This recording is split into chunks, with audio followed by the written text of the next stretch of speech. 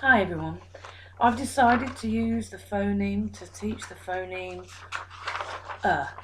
which is shown here. Kelly suggests contrasting this with the phoneme and I think this is a really good idea, so I'm going to do that in the class. First of all, I model the sound of and he suggests in his book to tilt the head back slightly and say the sound ah. And this has the effect of pushing the tongue down slightly, which makes it slightly different to the sound ah.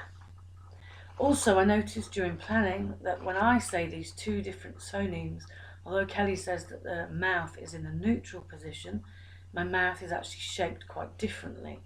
So I thought it might be quite nice for the students to actually take a selfie in pairs with two people in pairs, and they would they would take a selfie saying ah and a selfie saying and then in pairs they could contrast the difference in their mouths, and this might help them to learn the difference as well, and it's quite a fun way of doing things. The second idea I had was to then students can download, if they haven't already, the interactive app from Sound Foundations and just basically get used to it and touch the buttons and hear the different sounds.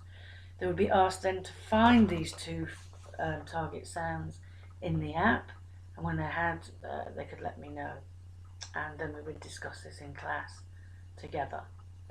The idea I had then was to use a pre-recorded recording from actual real speakers who would be speaking minimum pairs.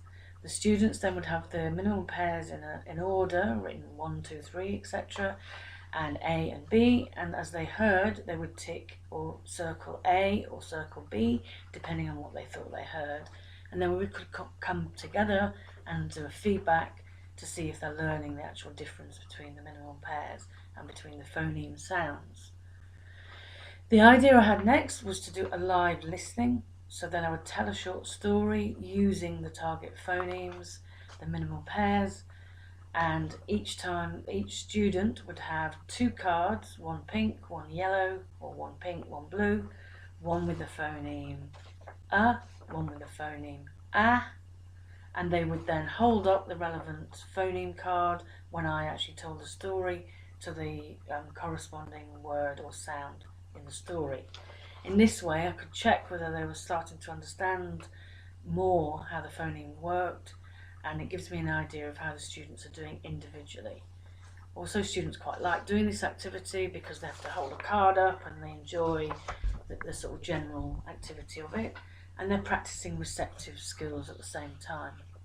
To move this into a productive activity and to make it interactive and dialogic, I decided to invent an activity based on improvisation technique where the students have a dialogue. So we've got students in pairs and they have a dialogue together. Before we start the dialogue, the students have to individually write sentences which can be fun, illogical, silly, or serious, or inventive, creative, depending on what they want to do. And they have to include some of the target words, some of the target phonemes. And I would go around the class monitoring and assisting with that to scaffold the activity. They then have to fold up the piece of paper and put them in a top hat or some kind of mug or interesting receptacle. And then they have to, the students would then go into a dialogue, either in front of the class, choosing the stronger students, or just in pairs, and I would go around and monitor and help. And the students would have a dialogue, I would ring a bell, and the students then, when the bell is rung, pick out a piece of paper, read the sentence out and incorporate that into the dialogue. And the idea for that is making it interactive and dialogic and more interesting and fun, whilst also getting to practice the target sounds for production. I've done activities like this in the past and they seem to have worked quite well. Then I would, for homework, ask the students to write a short poem with the target phonemic sounds in words in them, bring them back to the next class, and then they could read them out, thus recycling the phonemic sounds and consolidating any learning. We could actually discuss it again to make sure people are learning. The potential problems are for shy students, as I mentioned earlier on, as some students aren't so keen on improv type games.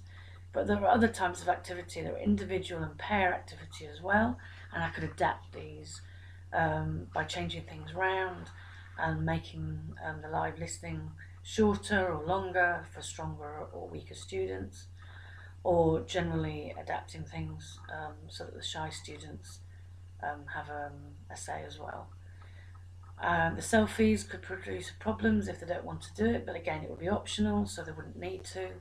And I think the phonemic charts interactive app would be good, because I think that they could use it again for other learning for the future classes, and I think it's a really fun way of learning the phonemes and help them learn, really. Thanks.